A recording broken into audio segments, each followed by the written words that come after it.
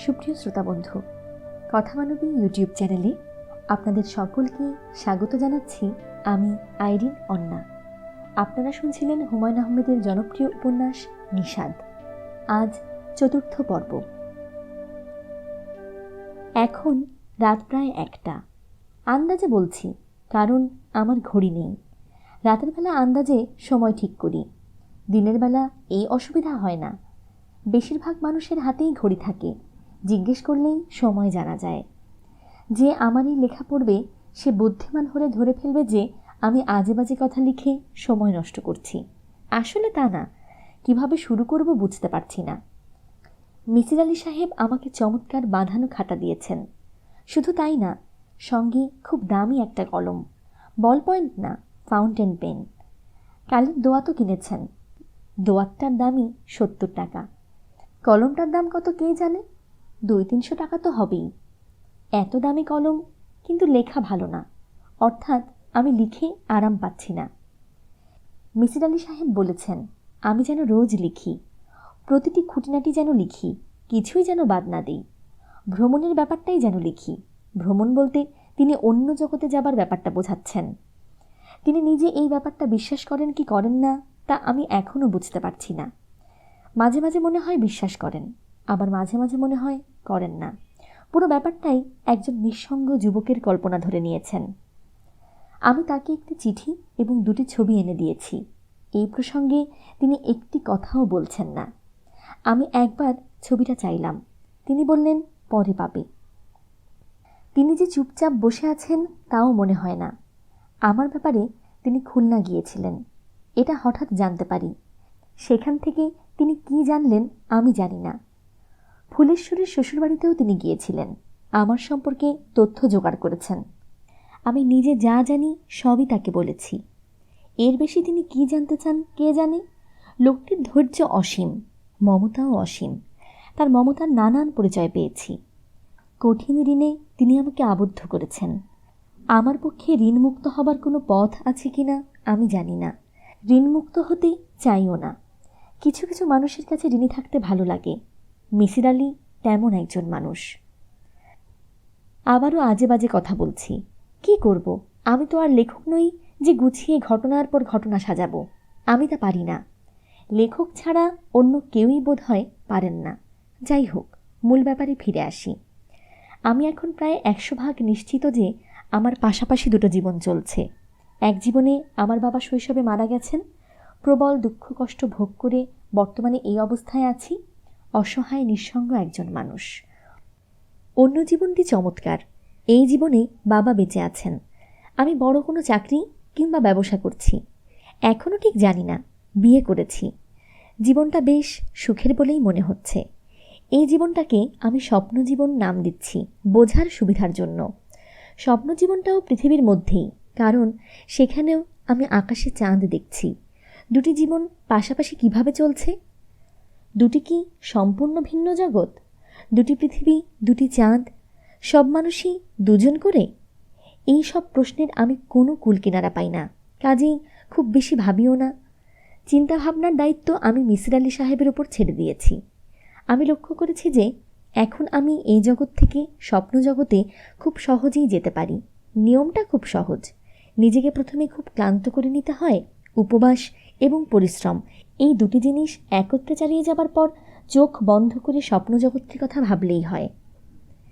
একবার স্বপ্ন জগতে চলে যাবার পর সেই জগৎটাকে সত্যি মনে হয়। বর্তমানে যে জীবন যাপন করছি তাকে মনে হয় মিথ্যা জীবন। কোনটি সত্যি কে জানে? প্রাচীনকালের মনি ঋষিরা বলতেন জীবনটাই একটা মায়া। আসলেই বোধ হয় তাই, সবটাই বোধ হয় মায়া। আমার এখন এসব জানতে ইচ্ছা করে না। যে কোনো একটি জীবনে আমি স্থায়ী হতে চাই। যদি এটা এক ধরনের অসুখ হয় তাহলে আমি চাই যেন অসুখটা সেরে যায়। সুস্থ ও স্বাভাবিক মানুষের মতো জীবনযাপন করতে চাই। মুক্তি চাই, পরিপূর্ণ মুক্তি। আজ এর বেশি কিছু লিখতে ইচ্ছে করছে না। এখন তৈরি হব ভ্রমণের জন্য। অদ্ভুত এক ভ্রমণ, এই জীবন ছেড়ে অন্য এক জীবনে। মুনির খাতা বন্ধ করে উঠে দাঁড়ালো, বাতি নিভিয়ে সিগারেট ধরালো। মনে মনে বলল, ভ্রমণের প্রস্তুতি, যাত্রা হবে শুরু। এরকম যদি হতো, ওয়ান ওয়ে জার্নি। আর ফিরে আসতে হবে, তাহলে কেমন হতো? স্বপ্ন জীবনটি কি খুবই সুখের? মৃত্যু ওই জীবনেও হানা দিয়েছে। টগরের মৃত্যু হলো। বাবা মার কাছে কত তীব্রই না ছিল সেই শোক। সে এখন বুঝতে পারছে না, কিন্তু ওই জীবনের মনির কি শোক পেয়েছে তা সে রক্তের মধ্যে অনুভব করে। শোক এবং শোক, চারদিকেই শোক। জাপানি একটি কবিতায় আছে না, বল দেখি কোথা যাই, কোথা গেলে শান্তি পাই। ভাবিলাম বনে যাব, তাপিত হিয়া জুড়াবো, সেখানেও অর্ধরাত্রে কাঁদে মৃগী কম্পগাত্রে। মনির সিগারেট ফেলে নিজেকে তৈরি করল। মুহূর্তে ঘরের চেহারা পাল্টে গেল। সে দাঁড়িয়ে আছে সিঁড়ির মাথায়। তারা কোথায় যেন বেরোচ্ছে। ওই তো বিনু। আশ্চর্য, কি সুন্দর লাগছে বিনুকে, অসম্ভব সুন্দর। বিনুর চুলগুলো পিঠময় ছড়ানো। এরকম খোলা চুলে সে কোথায় যাচ্ছে? নাকি বিনু যাচ্ছে না, সে একাই যাচ্ছে?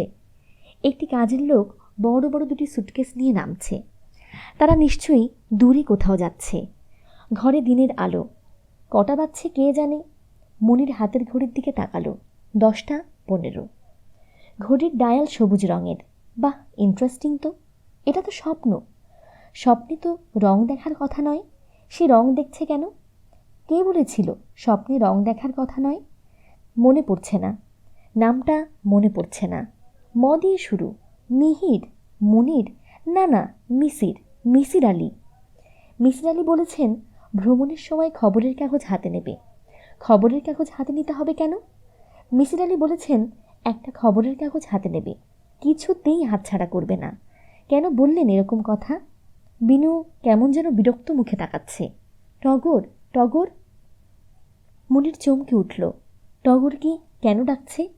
টগর 4 বছর বয়সে মারা গেল না? বিনু কি ভুলে গেছে? এত বড় একটা ঘটনা কি ভোলার কথা? অবশ্য ভোলাটা অস্বাভাবিকও নয়। এই তো সে নিজেই অনেক কিছু ভুলে যাচ্ছে।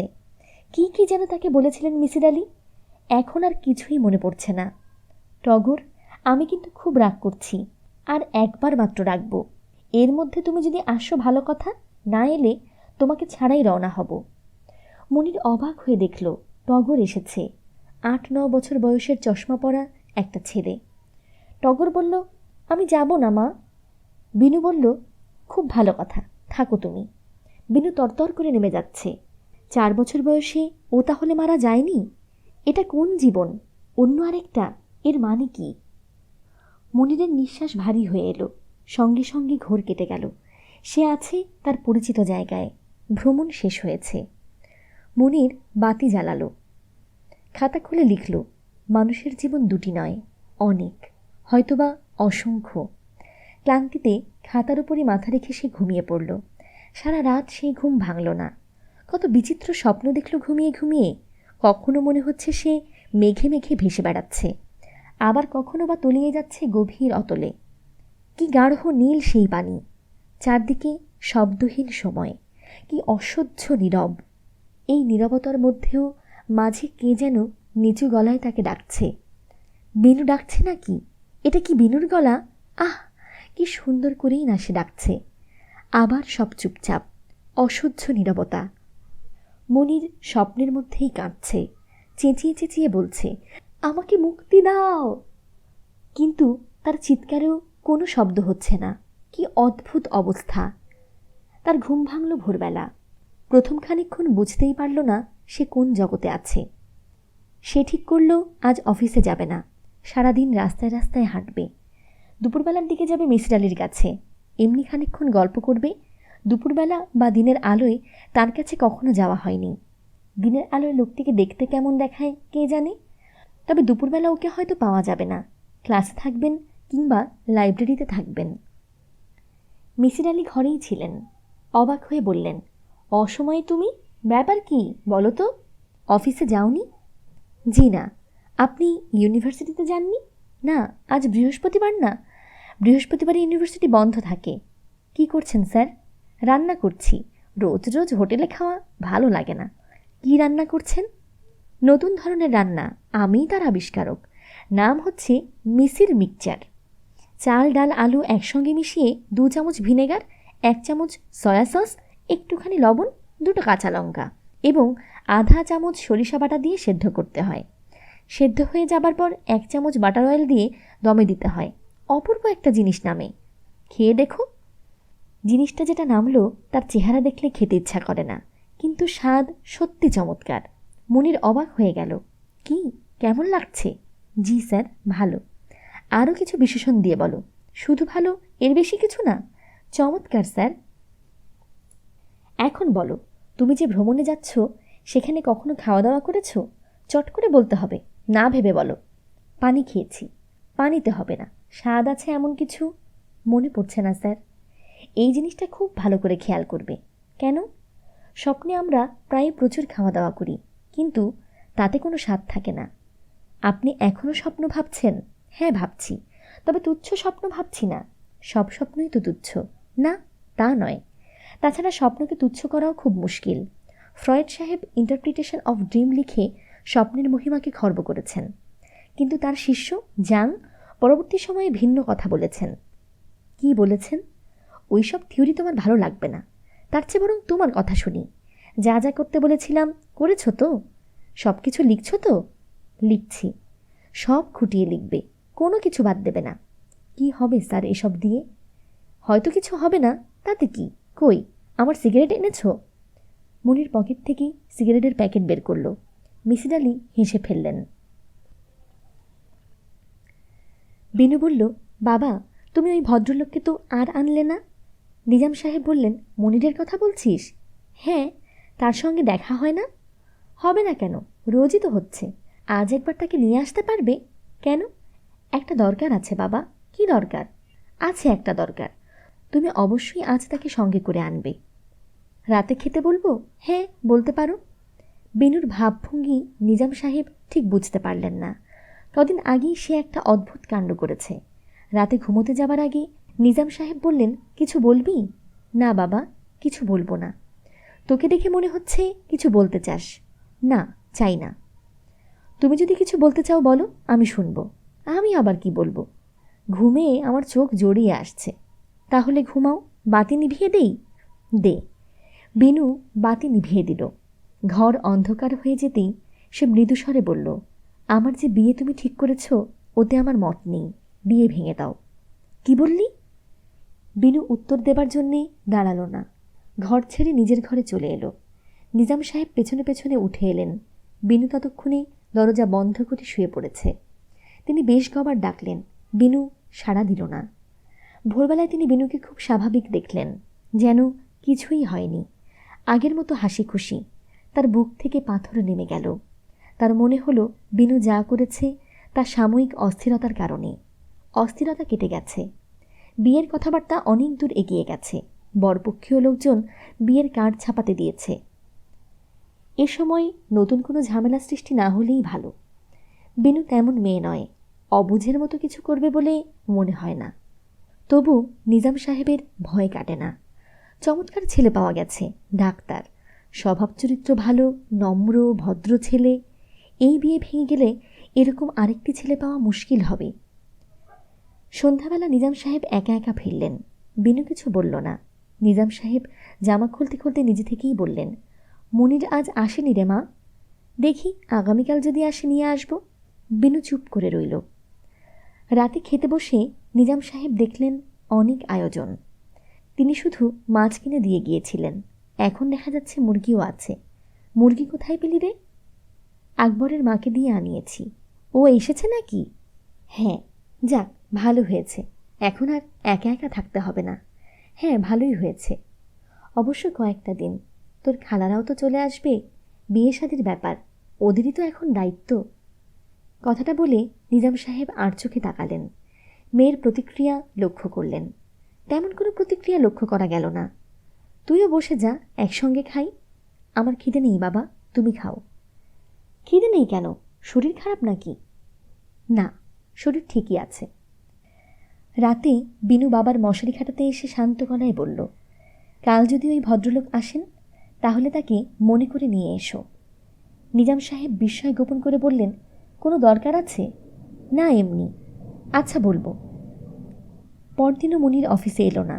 নিজাম সাহেব একা একা ফিরলেন। বিনু বলল, উনি আজও অফিসে আসেননি, তাই না? তাই। ওর ঠিকানা জানা আছে? না। বিনু আর কিছু বলল না। নিজাম সাহেব রাতে খেতে বসে দেখলেন আজও অনেক আয়োজন। খাবার শেষে পায়েসও আছে। তিনি অস্বস্তি বোধ করতে লাগলেন। ছেলেটাকেও বাড়িতে আনা বোধহয় ঠিক হয়নি। ভুল হয়েছে। ভুলটা কোথায় তা তিনি ধরতে পারছেন না। বিনু, বলো বাবা। আমাদের তো কার্ড ছাপাতে হয়। ছাপাতে হলে ছাপাও না। মানে ওই একদিন তুই হঠাৎ বললি, মানে ওই বিয়ের ব্যাপারটা, মানে। পায়েস নাও বাবা, পায়েসটা ভালো হবার কথা। খাওয়া বেশি হয়ে গেছে। রোজ এরকম খাওয়া হলে ব্লাড প্রেশার হয়ে যাবে। তোমার কিছুই হবে না, নিশ্চিন্ত হয়ে খাও তো। নিজাম সাহেবের বুকের পাথর নেমে গেল। তিনি তার পুরনো পরিচিত মেয়েকে খুঁজে পেলেন। এই লক্ষ্মী মেয়ে সারা জীবন কাউকে যন্ত্রণা দেয়নি, এখনও দেবে না। রাতে মশারি গুঁজতে এসে বিনু চেয়ার টেনে পাশে বসল। নিজাম সাহেব নিদারুণ আতঙ্ক বোধ করলেন। একবার ভাবলেন ঘুমিয়ে পড়েছেন এমন ভাব করবেন, ডাকলেই সাড়া দেবেন না। বাবা, কি? আগামীকাল তুমি যে করেই হোক ভদ্রলোকের ঠিকানা বের করবে। কেন? আমি মিসির আলী নামের একজন ভদ্রলোকের সঙ্গে কথা বলতে চাই। সে আবার কে? তুমি চিনবে না। উনি একবার এ বাড়িতে এসেছিলেন। মনির সাহেবকে চেনেন। তুই কি বলছিস? আমি তো কিছুই বুঝছি না। আমিও বুঝতে পারছি না বাবা। উনি একটা অদ্ভুত ছবি নিয়ে এসেছিলেন, মনে হয় আমার বিয়ের ছবি। কি আবল তাবল বকছিস? তোর বিয়ের ছবি মানে? তোর বিয়েটা হলো কবে? নিজাম সাহেব উত্তেজনায় মশারি থেকে বেরিয়ে এলেন। তার ভ্রু কুঞ্চিত, কপালের চামড়ায় গভীর ভাঁজ। ব্যাপারটা কি আমাকে গুছিয়ে বল। আমি জানলে তো গুছিয়ে বলবো, আমাকে জানতে হবে না? আমার মনে হয় উনি জানেন। কি বারবার উনি উনি করছিস? উনিটা কে? মিসির আলী সাহেব। কি মুশকিল, মিসির আলীটা কে? একবার তো বলেছি বাবা, মনির সাহেবের বন্ধু। সে রাতে নিজাম সাহেবের ভালো ঘুম হলো না। বারবার জেগে উঠলেন। শেষ রাতের দিকে ভয়াবহ দুঃস্বপ্ন দেখলেন। যেন প্রকাণ্ড একটা মাকড়সার পেটের সঙ্গে তিনি সেঁটে রয়েছেন। মাকড়সাটা তাকে পেটে নিয়ে দ্রুত এক জায়গা থেকে অন্য জায়গায় যাচ্ছে। ওই মাকড়সার পেছনে পেছনে আরও কয়েকটা মাকড়সা তার দখল নেবার চেষ্টা করছে। বড় মাকড়সাটার সঙ্গে পারছে না। মাকড়সাটার গা থেকে পিচ্ছিল কি একটা বের হচ্ছে। তার গা মাখামাখি হয়ে যাচ্ছে। তিনি ঘুমের মধ্যেই ফুঁপিয়ে কেঁদে উঠলেন। কি ভয়ঙ্কর দুঃস্বপ্ন! দরজায় খুব আলতো করে কে যেন হাত রাখল। মিসির আলী কেরোসিনের চুলোয় চা বসিয়েছেন। সেখান থেকেই বললেন, কে? কোনো রকম জবাব পাওয়া গেল না। কেউ দরজার কড়াও নাড়ছে না। মিসির আলী উঠে এলেন। দরজার ওপাশে একজন কেউ আছে। কড়া না নাড়লেও তা বোঝা যাচ্ছে। মানুষের ষষ্ঠ ইন্দ্রিয় খুব দুর্বল নয়, অনেক কিছুই সে ধরতে পারে। হয়তো কোনো ভিখিরি কড়া নাড়তে সংকোচ বোধ করছে, কিংবা এমন কেউ যে ঠিকানা গুলিয়ে ফেলেছে। মিসির আলী দরজা খুলে চমকে উঠলেন। নীলু দাঁড়িয়ে আছে। হালকা বেগুনি রঙের শাড়ি, কাঁধে চামড়ার ব্যাগ। বোধহয় অনেকক্ষণ ধরেই সে নানান জায়গায় ঘুরছে। তার শান্ত মুখে শান্তির ছায়া। কেমন আছো নীলু? ভালো। ভেতরে আসবো? কি আশ্চর্য, কেন আসবে না? আমি ভাবছিলাম আপনি আমাকে ঘরেই ঢুকতে দেবেন না। এরকম মনে করার কোনো কারণ আছে? হ্যাঁ আছে। আপনি আমার হাত থেকে বাঁচার জন্যে ঠিকানা বদল করেছেন। ইউনিভার্সিটিতেও যান না। ইউনিভার্সিটিতে যাই না কারণ আমি 1 বছরের ছুটি নিয়েছি। এসো, ভেতরে এসে বসো। নীলু ভেতরে এসে দাঁড়ালো। ছোট্ট একটা নিঃশ্বাস ফেলল। নিচু গলায় বলল, আর কেউ নেই? আর কে থাকবে? তুমি কি ভেবেছিলে বিয়ে করে সংসার পেতে বসেছি? না, তা ভাবিনি। আপনি গৃহী মানুষ নন। তাহলে আমি কি সন্ন্যাসী? না, তাও না। নীলু, তুমি আরাম করে বসো, আমি চা বানাচ্ছিলাম। চা শেষ করে তোমার সঙ্গে কথা বলবো। চাটা আমি বানিয়ে দেই? দাও, সব হাতের কাছেই আছে, হাত বাড়ালেই পাবে। নীলু শীতল গলায় বলল, হাতের কাছে থাকলেই হাত বাড়ালেই সব কিছু পাওয়া যায় না। মিসির আলী এই মেয়েটির সঙ্গে কথা বলার সময় কথার পিঠে কথা গুছিয়ে বলতে পারেন না, কিছুতেই সহজ হতে পারেন না। অথচ তার সঙ্গেই সম্পর্কটা সবচেয়ে সহজ হওয়া উচিত ছিল। নীলু চায়ের কাপ নামিয়ে রাখতে রাখতে বলল, আপনি আমাকে কিছু না বলে বাড়িটা বদলালেন কেন? নানান ঝামেলায় বলা হয়ে ওঠেনি। বাজে কথা বলবেন না। আপনি ইচ্ছে করেই এটা করেছেন, এবং কেন করেছেন তাও জানি। কেন করেছি? লোকলজ্জার ভয়ে। আমার মতো একটা অল্প বয়সী মেয়ে আপনার মতো আধবুড়োর পেছনে দিনরাত ঘুরঘুর করে, এটা আপনার ভালো লাগেনি। সারাক্ষণ ভেবেছেন লোকে না জানি কি বলছে। লোকে কি বলছে না বলছে তা নিয়ে আমি কখনো মাথা ঘামাই না। তাও অবশ্য ঠিক, আপনি মাথা ঘামান বড় বড় বিষয় নিয়ে। মিসির আলি আলোচনার মোড় ঘোরাবার জন্যে বললেন, ইন্টারেস্টিং একটা ব্যাপার নিয়ে চিন্তা করছি, বুঝলে নীলু। একটা মানুষের অনেক কটা জীবন থাকার একটা সম্ভাবনা দেখা দিয়েছে। নীলু বলল, এসব শুনতে আমার ভালো লাগছে না। ভালো না লাগলেও শোনো, এই যে তুমি এসেছো আমার কাছে, এটা ঘটছে এই জীবনে। অন্য এক জীবনে আমি হয়তো গিয়েছি তোমার কাছে, সেই জীবনে আমি হয়তো তোমার পেছনে পেছনে ঘুরছি, আর তুমি পালিয়ে বেড়াচ্ছ। আমি কথার কথা বলছি নীলু। নীলু থমথমে গলায় বলল, আপনার ঠিকানা বের করার জন্যে আমি যে কি কষ্ট করেছি তা যদি আপনি জানতেন। জানলে কি হতো? না, কি আরে হতো, কিছুই হতো না।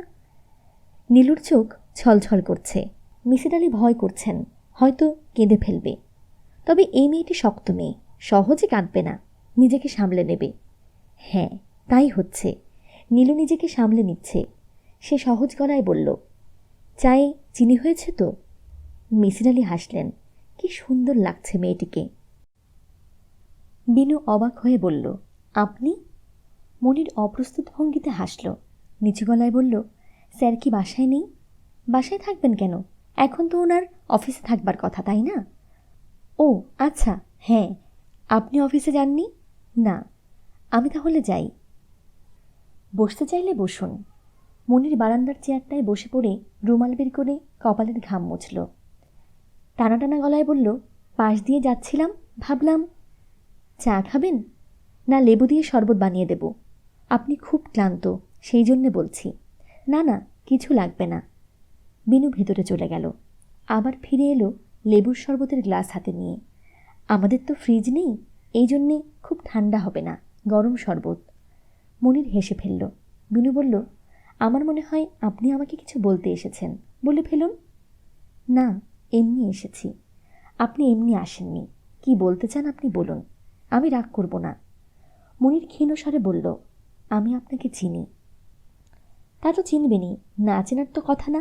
আগে একদিন এসেছিলেন, আমার বাবাকে এত ভালো করে চেনেন, আর আমাকে চিনবেন না?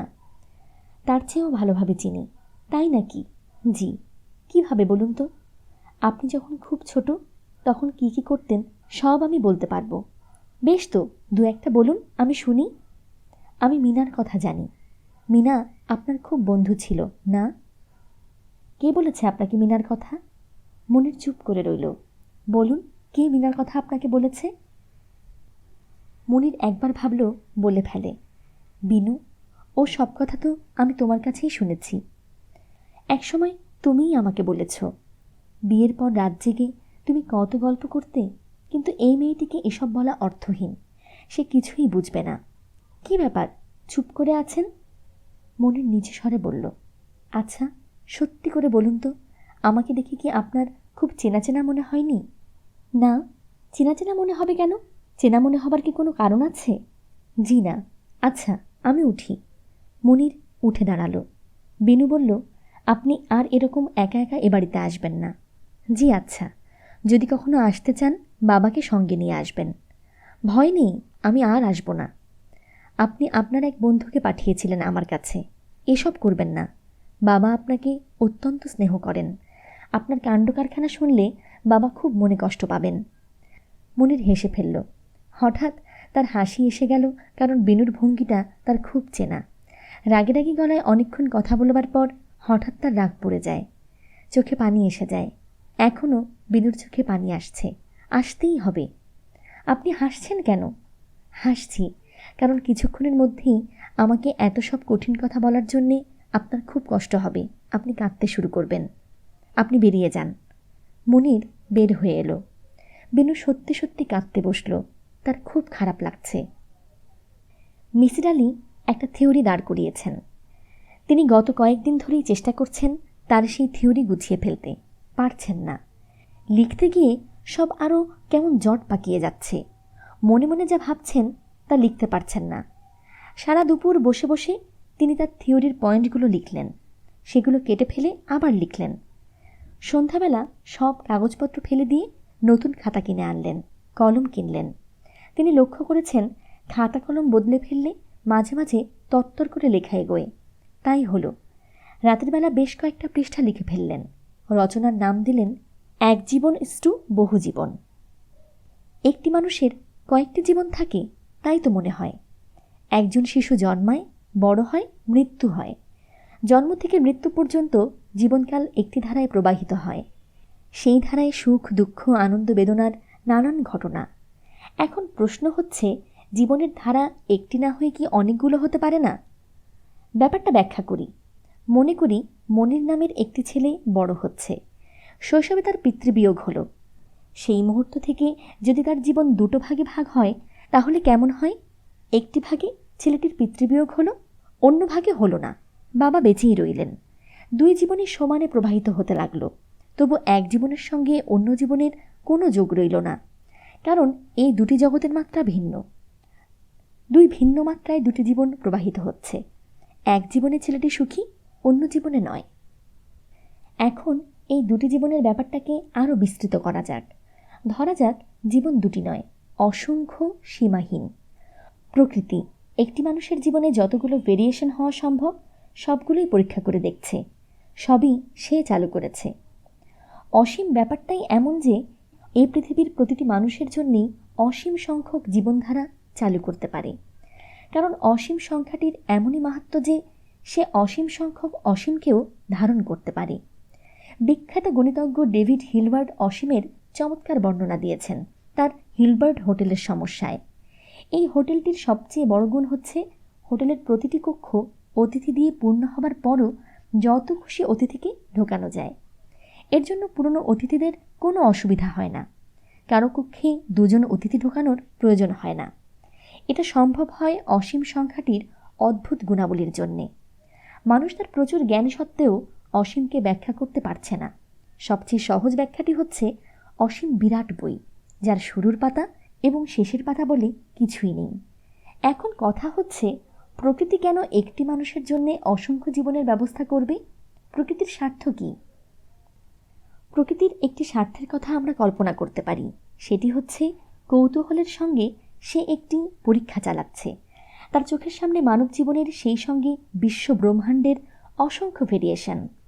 প্রতিটিই চলছে স্বাধীনভাবে, একটির সঙ্গে অন্যটির কোনো যোগ নেই, কারণ প্রতিটি প্রবাহিত হচ্ছে ভিন্ন ভিন্ন মাত্রায়। প্রকৃতি না বলে ঈশ্বর শব্দটি ব্যবহার করলে ব্যাপারটা আরও সহজ হয়। ঈশ্বর নামের কোনো মহাশক্তিধর যিনি অসীমকে ধারণ করতে পারেন, কারণ তিনি নিজেই অসীম, সেই তিনিই খেলছেন। কাজেই আমরা দেখছি মনির নামের ছেলেটির অসংখ্য জীবন। এক জীবনে সে বিনুকে বিয়ে করে, অন্য জীবনে বিনুকে বিয়ে করতে পারে না। এক জীবনে তার এবং বিনুর একটি ছেলে হয়, ছেলেটি 4 বছর বয়সে মারা যায়। অন্য জীবনে ছেলেটি বেঁচে থাকে। কত বিচিত্র রকমের পরিবর্তন, এবং প্রতিটি পরিবর্তনকেই প্রকৃতি গভীর আগ্রহে এবং গভীর মমতায় দেখছে। সুপ্রিয় শ্রোতা, এই ছিল আজকের পর্বটি। পরবর্তী পর্বটি পেতে কথামানবী ইউটিউব চ্যানেলটি সাবস্ক্রাইব করে পাশে থাকা বেল আইকনটি অন করে নিন। আর আমাদের কাজগুলো যদি আপনাদের ভালো লেগে থাকে তবে লাইক, কমেন্ট এবং শেয়ার করে বন্ধুদের মাঝে ছড়িয়ে দেবার অনুরোধ রাখছি। সকলে খুব ভালো থাকুন, সুস্থ থাকুন, আনন্দে থাকুন। নিজের জন্যে বাঁচুন, নিজের আপন মানুষদের জন্যে বাঁচুন। অনেক অনেক শুভকামনা জানিয়ে আজকের মতো এখানেই শেষ করছি।